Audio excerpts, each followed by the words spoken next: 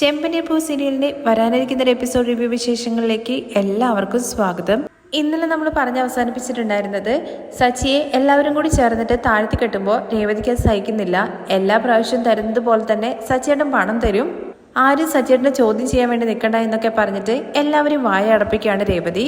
ആ എപ്പിസോഡിന്റെ വിശേഷങ്ങൾ കേൾക്കാത്തവരാരെങ്കിലും ഉണ്ടെന്നുണ്ടെങ്കിൽ ഞാൻ അതിന്റെ ലിങ്ക് പിൻ കമന്റ് ആയിട്ടും അതുപോലെ തന്നെ ഐക്കാർട്ടിലും കൊടുത്തേക്കാം കേട്ടോ. ബാക്കി വിശേഷങ്ങൾ നോക്കാം. ഞാൻ കാരണം നിന്റെ കാറും പോയി, ഇപ്പോ എങ്ങനെയാന്നുള്ള കാര്യം രവി ചോദിക്കുന്ന സമയത്ത് അച്ഛ അങ്ങനെയൊന്നുമില്ല അച്ഛ, അയാൾ കാറ് തന്നില്ലെങ്കിൽ വേറെ ആരെങ്കിലും കാറ് തരും ഓടിക്കാൻ വേണ്ടിയിട്ട്. അച്ഛൻ ഇതൊന്നും ആലോചിച്ചിട്ട് ടെൻഷൻ അടിക്കണ്ട. തുടർന്ന് ചന്ദ്രമതി പറയുന്നുണ്ടേ, അതിനാരെങ്കിലും ജോലി കൊടുക്കണ്ടേ ചന്ദ്രേ, ഇപ്പൊ ജോലി ഇല്ലാന്ന് വെച്ചാൽ എന്താ കുഴപ്പം? ഈ വീട്ടില് എന്നെ കഴിഞ്ഞിട്ട് പിന്നെ മര്യാദയ്ക്ക് ജോലിക്ക് പോയിക്കൊണ്ടിരിക്കുന്നത് അവൻ മാത്രമാണ്. അവന്റെ സമ്പാദ്യം കൊണ്ടായിരുന്നു ഇത്രയും നാള് ഈ കുടുംബം നല്ല രീതിയിൽ പോയിക്കൊണ്ടിരുന്നത്. അതാരും മറക്കണ്ട. ഇതിനെക്കുറിച്ച് ആരും സംസാരിക്കണ്ട. അവൻ കഴിവില്ലാത്തവനൊന്നുമല്ല. അവന് വേണ്ട ജോലി അവൻ തേടി കണ്ടുപിടിച്ചോളും. ആരും അവനെ അഡ്വൈസ് ചെയ്യാൻ വേണ്ടി നിൽക്കൊന്നും വേണ്ട. എല്ലാവരും അവരവരുടെ ജോലി നോക്കി പോ എന്ന് പറഞ്ഞിട്ട് എല്ലാത്തിനും അവിടെ നിന്ന് പറഞ്ഞു വിടുകയാണ്. എല്ലാവരും പോകുന്നതിന് കൂടെ സച്ചിയും പോകുന്നുണ്ട്. സച്ചി എന്ന് പറഞ്ഞിട്ട് അവിടെ നിർത്തുകയാണ് കേട്ടോ രവി. രേവതിയും കൂടെ തന്നെ നിൽക്കുന്നുണ്ട്. എന്നിട്ട് സച്ചിയുടെ അടുത്ത് രവി പറയുന്നത്, നീ ഉടനെ തന്നെ ഒരു ജോലിക്ക് പോകേണ്ട കാര്യമൊന്നുമില്ല. നീ കാറ് തുടയ്ക്കാനുള്ള ജോലിക്ക് പോയത് കൊണ്ടല്ലേ നാണം കെട്ടത്? എന്റെ പെൻഷന്റെ കാശ് വരുന്നുണ്ടല്ലോ, അത് വെച്ചിട്ട് നമുക്ക് ജീവിക്കാം. നീ നിനക്ക് ഇഷ്ടപ്പെട്ട ജോലി കണ്ടെത്തിയതിന് ശേഷം മാത്രം പോയാൽ മതി എന്ന് പറഞ്ഞിട്ട് രവി അവിടെ നിന്ന് പോവാണേ. തുടർന്ന് രേവതി റൂമിലിരിക്കുന്ന സമയത്ത് സച്ചി അങ്ങോട്ടേക്ക് വരികയാണ് കേട്ടോ ചെയ്യുന്നത്. എന്നിട്ട് അവൾ ഇരിക്കുമ്പോൾ എടേക്ക്, നീ എന്താ വിചാരിച്ചത് മനസ്സിൽ? നീ എന്തിനാ ആവശ്യമില്ലാത്ത കാര്യങ്ങളിലൊക്കെ ഇടപെട്ടത്? ഞാൻ എന്താ ചെയ്തെന്നുള്ള കാര്യം ചോദിക്കുമ്പോൾ നീ ആരോട് ചോദിച്ചിട്ടാണ് ആ ഫൈനാൻസിൽ പോയി കാണാൻ പോയത്? ഞാൻ നിന്നോട് പറഞ്ഞോ? ഞാൻ നിന്നോട് പറഞ്ഞോ? ഇല്ല എന്ന് രേവതി പറയണേ. എങ്കിലും അവൻ വിചാരിക്കും ഞാൻ നിന്നെ പറഞ്ഞു വിട്ടതാണ്. കാറിൽ വീണിട്ട് കാറ് തിരികെ ചോദിക്കാൻ വേണ്ടിയിട്ട് അവൻ നാട് മൊത്തം അത് പറഞ്ഞു നടക്കും. അല്ല സച്ചേട്ടന് നല്ലതിന് വേണ്ടിയിട്ടാ ഞാൻ നിന്നോട് പറഞ്ഞോ എനിക്ക് വേണ്ടി നല്ലത് ചെയ്യാൻ വേണ്ടിയിട്ട്? ആ ഫ്ലാറ്റില് എല്ലാവരും ചേർന്നിട്ട് സച്ചേട്ടനെ അപമാനിക്കുന്നത് കണ്ടപ്പോ എനിക്ക് നോക്കി നിൽക്കാൻ വേണ്ടി പറ്റുമോ? അതിരിക്കട്ടെ, നിന്റെ അടുത്ത് ആരും അങ്ങോട്ടേക്ക് വരാൻ വേണ്ടി പറഞ്ഞത്? സച്ചേട്ടൻ കഷ്ടപ്പെടുന്നത് എനിക്ക് കണ്ടോണ്ട് നിൽക്കാൻ വേണ്ടി പറ്റുമോ? കാണാൻ പറ്റില്ല എന്നുണ്ടെങ്കിൽ കണ്ണും പൂട്ടി നിൽക്കണം. നീ എന്തിനാ ഫൈനാൻസിലെ പോയി കണ്ടത്? ഓൾറെഡി അയാള് ആവശ്യമില്ലാത്ത കാര്യങ്ങളൊക്കെ പറയും. അതിനിടയ്ക്ക് നീ പോയി പറഞ്ഞതും കൂടി പറഞ്ഞിട്ട് എന്നെ വെറുതെ നാണം കെടുത്തും. അയാൾ അങ്ങനെ എന്തെങ്കിലും പറഞ്ഞു കഴിഞ്ഞാൽ വീണ്ടും ഞാൻ അയാളെ അടിക്കും. അതിനുള്ളൊരു അവസരം ഉണ്ടാക്കാൻ വേണ്ടിയിട്ടല്ലേ നീ ഇപ്പൊ അവിടെ പോയത്? ഇതാണ് സച്ചേട്ടന്റെ പ്രശ്നം. എന്ത് വന്നു കഴിഞ്ഞാലും അപ്പൊ അടിക്കും. അന്ന് അയാളെ അടിക്കാൻ വേണ്ടി പോയത് കൊണ്ടാണ് ഇന്ന് എവിടെയും ജോലിക്ക് വിടാതിരിക്കാൻ വേണ്ടിയിട്ടുള്ള വഴി അയാൾ ഒപ്പിച്ചത്. ഇപ്പോഴും പ്രശ്നമൊന്നുമില്ല. സച്ചേട്ടൻ ചെന്നിട്ട് മാപ്പ് ചോദിച്ചു കഴിഞ്ഞ് കഴിഞ്ഞാൽ കാറ് തിരികെ തരും എന്നുള്ള കാര്യമാണ് അയാൾ പറഞ്ഞത്. എന്താ പറഞ്ഞത്? ഞാൻ അവന്റെ അടുത്ത് പോയിട്ട് മാപ്പ് ചോദിക്കണമെന്നോ? ഇത് കേൾക്കുമ്പോൾ രേവതി, തെറ്റ് ചെയ്തു കഴിഞ്ഞു കഴിഞ്ഞാൽ മാപ്പ് ചോദിക്കുന്നത് അത്ര വലിയ തെറ്റൊന്നുമല്ല. ഞാൻ തെറ്റ് ചെയ്തു എന്ന് നിനക്കറിയോ? നമ്മൾ ജോലി ചെയ്യുന്നിടത്ത് അവിടുന്ന് നമ്മൾ ശമ്പളം തരുന്ന ആൾക്കാരെ കുറച്ച് കാര്യങ്ങളൊക്കെ പറയും. നമ്മൾ അതനുസരിച്ച് പോകണമെന്ന് പറയാണേ. ഞാൻ അയാളെ അനുസരിച്ച് പോകണമെന്നോ? ഞാൻ നാണം കെട്ട് പോയിട്ട് വേണോ അയാളുടെ അടുത്ത് നിനക്ക് സമ്പാദിച്ചിട്ട് ഇവിടെ കൊണ്ടുവരാൻ വേണ്ടിയിട്ട്? അപ്പോഴാണ് രവി അതുവഴി പോകുന്നത്. നമ്മുടെ സച്ചിയുടെ സംസാരം കേട്ടിട്ട് അവിടെ തന്നെ നിൽക്കുന്നുണ്ട്. തുടർന്ന് രേവതി പറയുന്നുണ്ട്, ഞാൻ എന്ത് പറഞ്ഞാലും നിങ്ങൾ എന്താ തെറ്റായിട്ട് എടുക്കുന്നത്? അയാൾ എന്ത് തോന്നിയാസം പറഞ്ഞെന്നുള്ള കാര്യം നിനക്കറിയോ? നീ നിന്റെ ഇഷ്ടത്തിന് ആധാരം അച്ഛൻ്റെ അടുത്ത് കൊടുത്തിട്ട് പോയി. എന്റെ അടുത്ത് നീ നേരത്തെ പറഞ്ഞിരുന്നോ? നേരത്തെ പറഞ്ഞിട്ടുണ്ടായിരുന്നെങ്കിൽ ഈ കാറും പോവില്ലായിരുന്നു, ഇങ്ങനെ നാണം കെടേണ്ട ഒരു ആവശ്യം വരില്ലായിരുന്നു. അയാൾ എന്താ പറഞ്ഞെന്നുള്ള കാര്യം നിനക്കറിയോ? അച്ഛന് സുഖമില്ല എന്നും പണം തരാൻ വേണ്ടി പറഞ്ഞു. കുറച്ച് കഴിഞ്ഞിട്ട് ഞാൻ ആധാരം എടുത്തോണ്ട് വരാ എന്നുള്ള കാര്യം പറഞ്ഞു. അതൊന്നും പറ്റില്ല എന്നും നിന്റെ അച്ഛൻ മരിച്ചു പോയി കഴിഞ്ഞു കഴിഞ്ഞാല് എന്റെ പണം തിരികെ വരില്ല എന്നൊക്കെയാണ് അയാൾ പറഞ്ഞത്. ഇത് പുറത്തുനിന്ന് രവി കേൾക്കുന്നുണ്ട് കേട്ടോ. സച്ചിയാണെങ്കിൽ കരയുന്നത് പോലെയാണ് ഇത് രേവതിയുടെ അടുത്ത് പറയുന്നത്. അങ്ങനെ പറഞ്ഞ അവനെ ഞാൻ അടിക്കാണ്ട് വിടണമായിരുന്നോ? ഇനി നീ പറ, ഞാൻ അയാളടുത്ത് പോയിട്ട് മാപ്പ് ചോദിക്കണോ? ഇത് കേൾക്കുമ്പോൾ രേവതി പറയുന്നത്, ഇങ്ങനൊരു സംസാരം അയാളുടെ വായിന്ന് വന്നെന്നുള്ള കാര്യം ഞാൻ അറിഞ്ഞിരുന്നെങ്കിൽ ഞാൻ പോയിട്ട് തന്നെ അയാൾ അടിച്ചേനെ. നിങ്ങൾ മാപ്പ് ചോദിക്കേണ്ട കാര്യമില്ല, നിങ്ങൾ ചെയ്തത് ശരി തന്നെയാണ്. എനിക്ക് ഇതൊന്നും അറിയാതെ ഞാൻ അയാളടുത്ത് സംസാരിച്ചത്. ഒരിക്കലും ഞാൻ അയാളടുത്ത് സംസാരിക്കാൻ പാടില്ലായിരുന്നു. എല്ലാം ചെയ്തതിന് ശേഷം ഇങ്ങനെ പറയുന്നതാണല്ലോ നിന്റെ പണി. ഇനിയെങ്കിലും ഞാൻ അറിയാതെ ഒന്നും നീ ചെയ്യരുത്. എന്റെ കാര്യത്തിൽ നീ തലയിടരുത്. ഇതെല്ലാം കേട്ട് നിൽക്കുകയാണല്ലോ രവി. അങ്ങനെ രവി ഒരു തീരുമാനം എടുക്കുകയാണ് കേട്ടോ. പിറ്റേ ദിവസം രാവിലെ തന്നെ സച്ചിന്റെ കൂട്ടുകാരനെയും കൂട്ടിയിട്ട് സച്ചിയുടെ വണ്ടി വാങ്ങിയ അയാളെ കാണാൻ വേണ്ടി പോവാണ് കേട്ടോ. അയാളെ കാണുന്ന സമയത്ത് സച്ചിയുടെ ഫ്രണ്ട് പരിചയപ്പെടുത്തുന്നുണ്ട്. ഇത് സർ സച്ചിയുടെ അച്ഛനാണ് എന്നുള്ള കാര്യം. നിങ്ങൾക്ക് എന്തോ സുഖമില്ല എന്നല്ലേ പറഞ്ഞത്? ഇപ്പോ എങ്ങനെയുണ്ടെന്ന് ചോദിക്കുമ്പോൾ അതൊന്നും കുഴപ്പമില്ല സാർ, ഞാനിപ്പോ ഓക്കെ ആയെന്ന് പറയാണ് രവി. സച്ചി പറഞ്ഞു, സാറാണ് ശരിയായ സമയത്ത് പണം തന്നത് എന്നുള്ള കാര്യം. ഒരുപാട് നന്ദിയുണ്ട് സർ. അതിലൊക്കെ എന്താ ഉള്ളത്? ഞാന് അത്ര വലിയ കാര്യമൊന്നും ചെയ്തിട്ടില്ല. കാശ് കൊടുത്തിട്ട് കാറ് വാങ്ങി, അത്രയേ ഉള്ളൂ സർ. ഈ കാറിനെ കുറിച്ച് സംസാരിക്കാൻ വേണ്ടിയിട്ടാണ് ഞാൻ വന്നത്. സച്ചിക്ക് അവന്റെ അച്ഛമ്മ മേടിച്ചു കൊടുത്ത കാറാണ്. അവന് ഈ കാറെന്ന് വെച്ച് കഴിഞ്ഞാൽ ജീവനാണ്. ഇതിനൊന്നും പറ്റുന്നത് അവന് സഹിക്കാൻ വേണ്ടി കഴിയില്ല. അവൻ അത്രയ്ക്കും ഭദ്രതയോട് കൂടിയിട്ട് സൂക്ഷിച്ചുകൊണ്ടിരുന്നതാണ്. എനിക്കൊരു ആവശ്യം വന്നത് കൊണ്ടാണ് അവൻ ഈ കാറ് വിറ്റത്. എൻ്റെ അടുത്ത് അതിനെക്കുറിച്ച് പറഞ്ഞിരുന്നു സർ. അവനിപ്പോ വാടകയ്ക്ക് ഓട്ടിക്കൊണ്ടിരുന്ന കാറ് അവന്റെ കയ്യിലിപ്പോ ഇല്ല. അതുകൊണ്ട് ശരിയായിട്ടുള്ള ജോലി ഇല്ലാത്തതുകൊണ്ട് അവൻ ഒരുപാട് കഷ്ടപ്പെടുന്നുണ്ട്.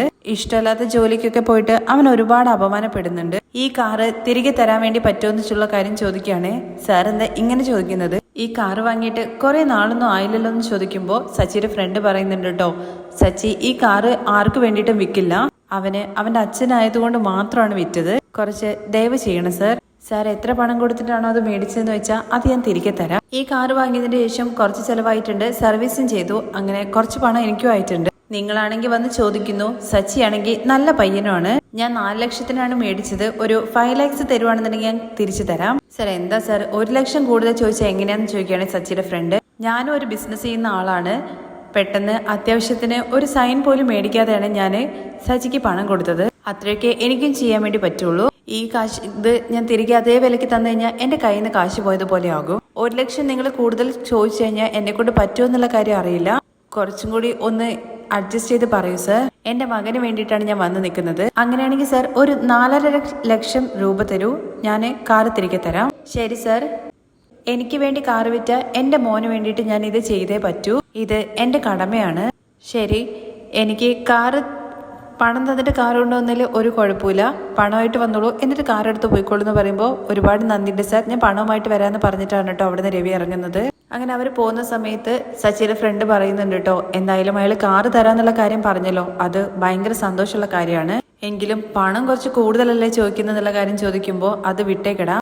എന്തായാലും ഇതിനെക്കുറിച്ച് സച്ചിയുടെ അടുത്ത് ഇപ്പൊ പറയണ്ട. ഒരുപക്ഷെ പണം റെഡിയാക്കി കൊടുക്കാൻ വേണ്ടി പറ്റിയില്ല എന്നുണ്ടെങ്കിൽ അവന് വെറുതെ ആശ കൊടുത്തിട്ട് അത് പിന്നെ വിഷമത്തിലേക്കാവും. ശരി അച്ഛാ, ഞാൻ പറയില്ല. അങ്ങനെ അവരവിടുന്ന് പോവാണേ. തുടർന്ന് രവിയാണെങ്കിൽ കിടക്കാൻ വേണ്ടിയിട്ട് ഇങ്ങനെ ബെഡിൽ ഇരിക്കുന്നുണ്ട്. അപ്പോഴാണ് ചന്ദ്രമതി അങ്ങോട്ടേക്ക് വരുന്നത്. എന്നിട്ട് നിങ്ങൾ ഇത്ര നേരമായിട്ട് ഉറങ്ങിയില്ലേ, മരുന്ന് കഴിച്ചോ ഇല്ലയോ എന്നുള്ള കാര്യം ചോദിക്കുമ്പോൾ ഇനി കഴിക്കണം എന്ന് പറയാണ്. അങ്ങനെ മരുന്ന് എടുത്ത് കൊടുക്കുകയാണ് കേട്ടോ ചന്ദ്രമതി. ഇത്ര നേരമായിട്ട് നിങ്ങൾ എന്താ മരുന്ന് കഴിക്കാണ്ടിരിക്കുന്നത്? എനിക്ക് നിങ്ങളുടെ അടുത്ത് ഒരു കാര്യം പറയണം എന്നുള്ള കാര്യം ചന്ദ്രമതി പറയുമ്പോൾ എനിക്കും നിന്റെ അടുത്ത് പറയാനുണ്ടെന്ന് പറയണേ രവി. എന്താ ശ്രീകാന്തിനെ കുറിച്ചിട്ടാണോ, അവനെ വീട്ടിലേക്ക് തിരികെ കൊണ്ടുവരുന്ന കാര്യത്തെ കുറിച്ചാണെന്നൊക്കെ ചോദിക്കുമ്പോഴേക്കും രവിക്ക് അങ്ങ് ദേഷ്യം പിടിക്കുകയാണേ. അവനെ കുറിച്ച് സംസാരിക്കരുത് നിന്റെ അടുത്ത് ഞാൻ അവിടെ പറഞ്ഞതല്ലേ, അവനെ വേണ്ടാന്നുള്ള കാര്യം പറഞ്ഞില്ലേ, അവൻ അവന്റെ ജീവിതം നോക്കിയിട്ട് പോയി, അതോടെ വിട്ടേക്ക്. ഞാനിപ്പോ സംസാരിക്കാൻ വേണ്ടി വന്നത് വേറെ വിഷയം. വേറെ എന്ത് വിഷയാന്ന് ചോദിക്കുകയാണ് ചന്ദ്രമതി. നമ്മുടെ വീടിന്റെ ആധാരം എനിക്ക് വേണം. അത് നിങ്ങളുടെ കയ്യിലല്ലേ ഉള്ളത്? അത് രേവതി നിങ്ങളുടെ കയ്യിൽ തന്നു എന്നല്ലേ പറഞ്ഞത്? അത് എന്റെ കയ്യിലുണ്ട്, പക്ഷെ അത് പണയം വെക്കണം. എന്താ പറഞ്ഞത്? അത് വീണ്ടും പണയം വെക്കാൻ പോവാന്നോ? അതൊന്നും നടക്കില്ല. അതിപ്പോ എന്തിനാ ആവശ്യം അതിന്റെ? നിക്ക് എന്തിനാ ഇപ്പൊ പെട്ടെന്ന് ആധാരമൊക്കെ പണയം വെക്കേണ്ട ആവശ്യം? ഞാൻ നിന്റെ പോലെ കേൾക്കാതെ കൊണ്ട് വെക്കില്ല. 30 വർഷം നീ എന്റെ കൂടെ ജീവിച്ചു, എന്നിട്ടും നിനക്ക് ഒരു കാര്യം ചെയ്യുന്നതിന് മുമ്പും എന്റെ അടുത്തൊന്ന് ചോദിക്കണമെന്നോ പറയണമെന്നോ ഇതുവരെ തോന്നിയിട്ടില്ല. നീ എന്നെ എത്രയൊക്കെ ധിക്കരിച്ചിട്ടുണ്ടെങ്കിൽ പോലും നിനക്ക് തരേണ്ട മര്യാദ ഞാൻ തന്നിട്ടുണ്ട്. പിന്നെ ഒരു കുടുംബത്തില് ഭാര്യയും ഭർത്താവും കൂടി ചേർന്നിട്ട് ഒരു തീരുമാനം എടുത്താൽ മാത്രമേ ആ കുടുംബം നല്ല രീതിയിൽ പോവുള്ളൂ. അങ്ങനെയാണ് എൻ്റെ അച്ഛനും അമ്മയും ജീവിച്ചത്. അത് കണ്ടിട്ടാണ് ഞാനും വളർന്നത്. അതുകൊണ്ടാണ് ഞാൻ നിന്റെ അടുത്ത് ചോദിക്കുന്നത്. ഇപ്പോ എന്തിനാണ് ആധാരം പണയം വെക്കുന്നതെന്ന് ചന്ദ്ര ചോദിക്കുന്ന സമയത്ത് എൻ്റെ ജീവൻ രക്ഷിക്കാൻ വേണ്ടിയിട്ടാണ് സച്ചി കാർ വിറ്റത്. അതുകൊണ്ടാണ് അവനിപ്പോ ജോലി ഇല്ലാണ്ടിരിക്കുന്നത്. രേവതിയാണെന്നുണ്ടെങ്കിൽ ഫൈനാൻസർ അടുത്ത് പോയിട്ട് കെഞ്ചി ചോദിച്ചു. ഇത് കേൾക്കുമ്പോൾ ചന്ദ്ര ചോദിക്കുന്നത് കേട്ടോ, അവളടുത്ത് ആരാ അവിടെ പോവാൻ വേണ്ടി പറഞ്ഞത്? സ്വന്തം കാർ ഓടിച്ചുകൊണ്ടിരുന്ന സച്ചി മറ്റുള്ളവരുടെ കാറ് തുടയ്ക്കാൻ വേണ്ടി പോകുന്നത് കണ്ടു കഴിഞ്ഞാല് അതെങ്ങനെയാ രേവതിക്ക് സഹിക്കാൻ വേണ്ടി പറ്റുക? എനിക്ക് കഷ്ടമായിട്ടാ തോന്നുന്നത്. എന്താ നിനക്ക് അങ്ങനെയൊന്നും തോന്നിയില്ലേ? അവൻ അങ്ങനെയൊക്കെ തന്നെയാണല്ലോ, ഒരു ജോലിയിലും പെർമനന്റ് ആയിട്ട് നിൽക്കില്ലല്ലോ. രേവതിയുടെ കൂടെയാണെന്നുണ്ടെങ്കിൽ എപ്പോഴാ അടിയുണ്ടാക്കുന്നത്, എപ്പോഴാ നല്ല പോലെ പോകുന്നു ഒന്നും പറയാൻ വേണ്ടി പറ്റില്ല. എന്നാണാവോ അവളെ മൊത്തത്തിൽ വേണ്ട എന്ന് പറഞ്ഞ് ഒഴിവാക്കാൻ വേണ്ടി പോകുന്നതെന്നുള്ള കാര്യം ചോദിക്കുമ്പോഴേക്കും രവിക്ക് അങ്ങ് ദേഷ്യം വരികയാണ് കേട്ടോ. ചന്ദ്രേ, നമ്മൾ പറയുന്ന വാക്കിനും വിചാരിക്കുന്ന കാര്യത്തിനും ജീവനുണ്ട്. അങ്ങനെ ദേഷ്യത്ത് സംസാരിക്കുമ്പോൾ ചന്ദ്രമതി ഒന്ന് ഒതുങ്ങുന്നുണ്ട് കേട്ടോ. എന്നിട്ട് ഇവിടെ അരികിൽ വന്ന് ഇരിക്കാൻ വേണ്ടി പറയാണ്. എല്ലാവരും നല്ലപോലെ ഇരിക്കണം എന്നാണ് വിചാരിക്കുന്നത്. സച്ചിയും നമ്മുടെ മകൻ തന്നെയാണല്ലോ. എല്ലാവരും ഒരുപോലെ കാണണമെന്നും ആരെയും മാറ്റി നിർത്തുന്ന രീതിയിൽ പിരിച്ചു കാണരുതെന്നുള്ള കാര്യം ഞാൻ എത്ര തവണ നിന്റെ അടുത്ത് പറഞ്ഞതാണ്. അവന്റെ കാറ് അവനെ തിരികെ കൊടുക്കണം. അതിനു വേണ്ടിയിട്ടാണ് ആധാരത്തെക്കുറിച്ച് ചോദിച്ചത്. എനിക്കെന്ന് പറയുന്നതിന് ഈ വീട് മാത്രമേ ഉള്ളൂ. സുധിക്ക് വേണ്ടിയിട്ട് നീ കൊണ്ടുപോയി വെച്ചില്ലായിരുന്നോ? സച്ചിക്ക് വേണ്ടിയിട്ട് കൊണ്ടുവയ്ക്കുന്ന കാര്യത്തെക്കുറിച്ച് പറയുമ്പോൾ മാത്രം എന്താ നിനക്ക് ഇത്രയും വേദന? സുധി സെറ്റിൽ ആയിട്ടുണ്ട്. പിന്നെ ശ്രീകാന്ത് ആണെങ്കിൽ അവന്റെ ജീവിതം നോക്കി അവൻ പോയി. ഇവർ രണ്ടുപേരും നമ്മൾ അപമാനപ്പെടുത്തി. എന്നാൽ സച്ചി മാത്രമാണ് എന്റെ ഗൗരവത്തെ രക്ഷിച്ചതും ഇപ്പൊ എന്റെ ജീവനും രക്ഷിച്ചത്. ഇപ്പൊ അവന് കാർ മേടിക്കാൻ വേണ്ടിയിട്ട് 4.5 ലക്ഷം രൂപ ആവശ്യമുണ്ട്. അത് അവന് തിരികെ വാങ്ങിക്കൊടുക്കേണ്ടത് നമ്മുടെ കടമയാണ്. അതിനെ തടുക്കരുത്. ശരി, നിങ്ങൾ എന്തായാലും തീരുമാനിച്ചല്ലോ, നിങ്ങൾക്ക് തോന്നുന്ന പോലെ ചെയ്യും. ആ പണം ഉടനെ തന്നെ തിരികെ കൊടുക്കാം. ഞാനും എവിടെയെങ്കിലും ജോലിക്ക് പോകണമെന്നുള്ള കാര്യം വിചാരിക്കുന്നു. അങ്ങനെയാണെങ്കിൽ 4.5 ലക്ഷം അല്ല 6 ലക്ഷം മേടിക്കുക. എന്താന്ന് ചോദിക്കുമ്പോൾ അന്ന് എന്റെ ആഭരണങ്ങളും പണയം വെച്ചിട്ടാണല്ലോ എടുത്തത്. അപ്പോൾ എന്റെ സ്വർണവും തിരിച്ചെടുക്കാലോ. ശരി, ആഭരണങ്ങളും ചേർത്ത് തിരികെ എടുത്തോ. അങ്ങനെയാണെങ്കിൽ ആധാരം എടുത്തോളാൻ വേണ്ടി പറയാൻ കേട്ടോ. ചിരിച്ചോണ്ട് പറ, നമ്മുടെ മകന് വേണ്ടിയിട്ടല്ലേ ചെയ്യുന്നത്. ശരി എന്ന് ചിരിച്ചോണ്ട് പറഞ്ഞിട്ട് ഇനി മരുന്ന് കഴിക്കാന്ന് പറഞ്ഞ് മരുന്ന് കൊടുക്കുകയാണ്. തുടർന്ന് പിറ്റേ ദിവസം രാവിലെയാണ് കേട്ടോ കാണിക്കുന്നത്. ശ്രുതിയാണെങ്കിൽ ഇരുന്ന് ഭയങ്കര കണക്കൊക്കെ എഴുതാണ്. എന്താ ശ്രുതി എന്നുള്ള കാര്യം ചോദിക്കുകയാണ്. നീ എഴുതി കൂട്ടുന്നത്? അത് അക്കൗണ്ട്സ് ഒക്കെ നോക്കുവാണ്. മാഡം വരുമ്പോൾ കാണിക്കാൻ വേണ്ടിയിട്ടാന്ന് പറയണേ. ഏത് മാഡം? നിന്റെ അക്കൗണ്ട് നീ വേറെ ആർക്കാ കാണിക്കേണ്ടത്? അതെ, നീ തന്നെയാണല്ലോ എല്ലാം നോക്കിയിട്ട് ഫൈനാൻസ് ചെയ്യുന്നുള്ള കാര്യം ശ്രുതിയും പറയുന്നുണ്ട്. അത് പാർലറിന് ഓഡിറ്റിംഗ് ചെയ്യുന്ന ഒരു മാഡം ഉണ്ട്, അവരെ കാണിക്കുന്ന കാര്യത്തെക്കുറിച്ച് പറഞ്ഞതാണ്. അതൊക്കെ കറക്റ്റായിട്ട് ഫയൽ ചെയ്യുന്നുണ്ടല്ലോ, അല്ലെങ്കിൽ ഇൻകം ടാക്സ് റെയ്ഡ് വരുന്നുള്ള കാര്യം പറയണേ ശ്രുതി. അതെ അതെ, അതൊക്കെ മോളെ ശരിയായിട്ട് തന്നെ ചെയ്യണേ. ഇപ്പോ ഈ വീട്ടില് സമ്പാദിക്കുന്ന ഒരേ ഒരാള് നീ മാത്രമാണ്. ഇപ്പോ സച്ചിക്കാണെങ്കിൽ ജോലിയും ഇല്ലല്ലോ. ഇത് ഭക്ഷണം കഴിക്കുന്നിടത്തുനിന്ന് സച്ചിയും അതുപോലെ രേവതിയും കേൾക്കുന്നുണ്ട്. ഇനി എല്ലാത്തിനും നീ തന്നെ ചെലവ് ചെയ്യണം എന്നുള്ള അവസ്ഥയായി. അതിന് ആന്റി സുധിയും ജോലിക്ക് പോകുന്നില്ലേ? അവൻ പോകുന്നുണ്ട്. അതെ, എല്ലാ ദിവസവും അവൻ ജോലിക്ക് പോകുന്നുണ്ടല്ലോ. പക്ഷെ എങ്കിലും നീയല്ലേ ഈ വീട്ടിലേക്ക് കൂടുതൽ കാശ് തരുന്നത്, അതാണ്. അപ്പോഴേക്കും ശ്രുതി അവിടെ നിന്ന് നൈസായിട്ട് എണീറ്റ് പോകുന്നുണ്ട്. അത് കഴിഞ്ഞ് സച്ചി പറയുന്നുണ്ട്, നീ ചോദിച്ചില്ലേ എന്തിനാണ് കാറ് തുടയ്ക്കുന്ന ജോലിക്ക് പോകുന്നുള്ള കാര്യം? ഇപ്പൊ മനസ്സിലായില്ലേ? ജോലി ഇല്ല എന്നുണ്ടെങ്കിൽ ഇങ്ങനെ സംസാരിക്കും. ഒരു ആണ് നല്ലവനല്ലെങ്കിലും കുഴപ്പമില്ല, പക്ഷെ ഒരിക്കലും ജോലി ഇല്ലാണ്ടിരിക്കരുത്. അങ്ങനെ ജോലി ഇല്ലാണ്ടിരുന്നു കഴിഞ്ഞാൽ പിന്നെ എത്ര വലിയ മഹാനായിട്ട് കാര്യമില്ല, മര്യാദ കിട്ടില്ല. അതുകൊണ്ടാ പറഞ്ഞത് ആ ജോലിക്ക് ഞാൻ പോകുന്നു. അച്ഛൻ പറഞ്ഞില്ല ജോലിക്ക് പോണ്ട എന്നുള്ള കാര്യം. അച്ഛൻ അങ്ങനെ പറയുള്ളൂ. എന്നോടുള്ള സ്നേഹം കൊണ്ടാണ് അങ്ങനെ പറയുന്നത് എന്ന് കരുതിയിട്ട് വെറുതെ ഇരിക്കാൻ വേണ്ടി പറ്റുമോ? എങ്കിലും എന്തിനാണ് ഇഷ്ടമല്ലാതെ ജോലിക്കൊക്കെ പോകുന്നത് സച്ചേട്ടാ? ശരീരത്തിന് സുഖമില്ല എന്ന് കരുതിയിട്ട് ഡോക്ടർ മരുന്ന് തരും. അത് കയ്പാണെന്ന് പറഞ്ഞിട്ട് കുടിക്കാണ്ടിരുന്നു കഴിഞ്ഞാല് ശരീരം സുഖാവോ? എങ്കിലും നമ്മള് പല്ല് കടിച്ചു പിടിച്ച് കുടിച്ചേ പറ്റുള്ളൂ, എന്നാൽ മാത്രമേ ശരീരം സുഖാവുള്ളൂ. അങ്ങനെ തന്നെയാണ് ജോലിയിലെ കാര്യം. നമുക്ക് ഇഷ്ടപ്പെടുന്ന ജോലി കിട്ടുന്നത് വരെ കിട്ടുന്ന ജോലി ചെയ്തേ പറ്റൂ. ഇതൊക്കെ കേൾക്കുമ്പോൾ ചന്ദ്രമതി സുധീരുടെ അടുത്ത് പറയുന്നുണ്ട് കേട്ടോ. കേട്ടല്ലോ, അവൻ പറയുന്നത് അവൻ എന്തെങ്കിലും ജോലിക്ക് പോകണമെന്ന് വിചാരിക്കുന്നു. പക്ഷെ നീയോ? അവന് വലിയ പഠിപ്പും വിദ്യാഭ്യാസം ഒന്നുമില്ലല്ലോ, അതുകൊണ്ട് അവൻ അങ്ങനെ വിചാരിക്കുള്ളൂ എന്ന് കരുതിയിട്ട് അവനെ പോലെ എനിക്കും കാറ് തുടയ്ക്കാൻ വേണ്ടി പോകാൻ പറ്റുമോ? ഞാൻ ഡിഗ്രി ഹോൾഡറല്ലേ. ജോലി ഇല്ല എന്നുണ്ടെങ്കിൽ ഡിഗ്രി എന്ന് പറയുന്നത് പഴയ പേപ്പർ മാതിരിയാടാന്ന് പറയണേ ചന്ദ്രമതി. ഉടനെ തന്നെ ഒരു ജോലി നോക്കാനുള്ള പരിപാടി നോക്കുന്നു പറയാണ്. തുടർന്ന് രവി അങ്ങോട്ടേ ഫോൺ ചെയ്തുകൊണ്ട് വരുന്നുണ്ട്. എന്നിട്ട് സച്ചി വേഗം വാ, എന്റെ കൂടെ വാ എന്ന് പറയുമ്പോഴേക്കും അച്ഛൻ എന്ത് പറ്റിയച്ചാ?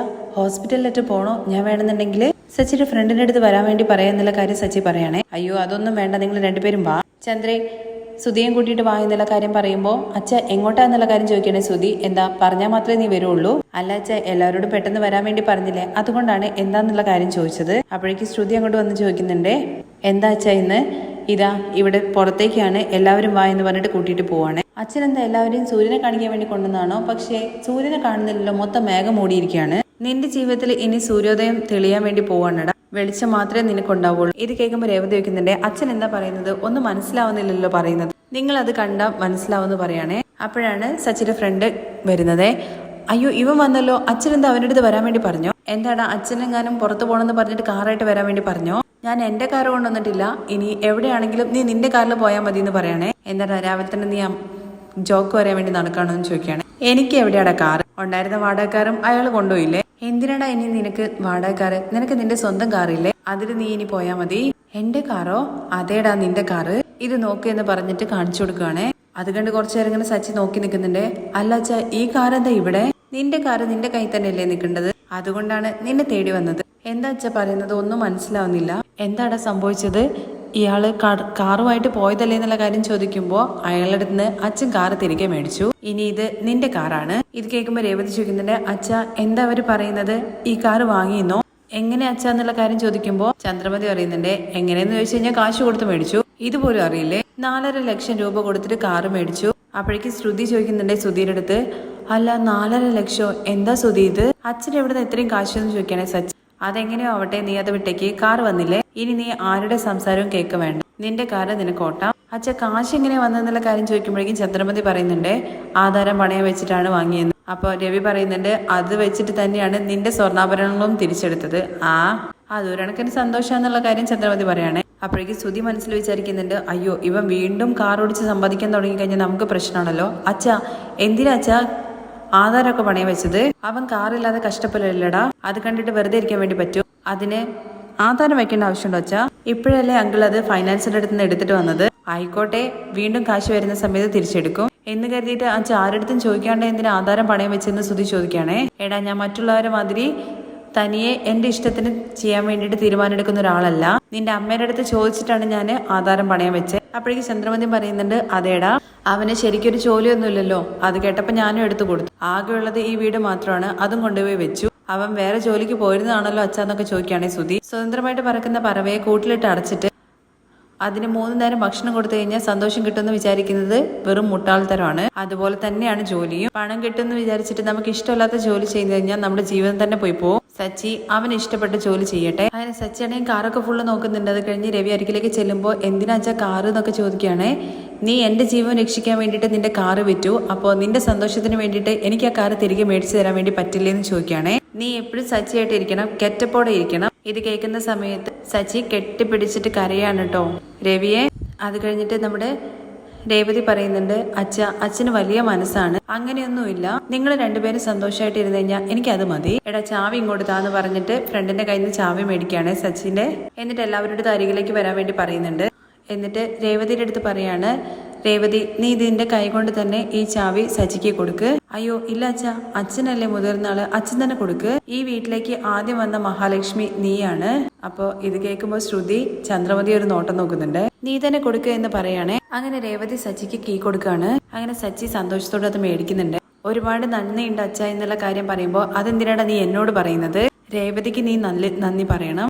അവള് നിനക്ക് വേണ്ടിയിട്ടാണ് ഫൈനാൻസിനെ കാണാൻ വേണ്ടി പോയത്. അതുകൊണ്ടാണ് നമ്മുടെ കുടുംബത്തിന് തന്നെ ഈ കാര്യം അറിയാൻ സാധിച്ചത്. ഇപ്പോഴും നിനക്ക് ഇവളെ കൊണ്ട് നല്ലത് മാത്രമേ നടന്നിട്ടുള്ളൂ.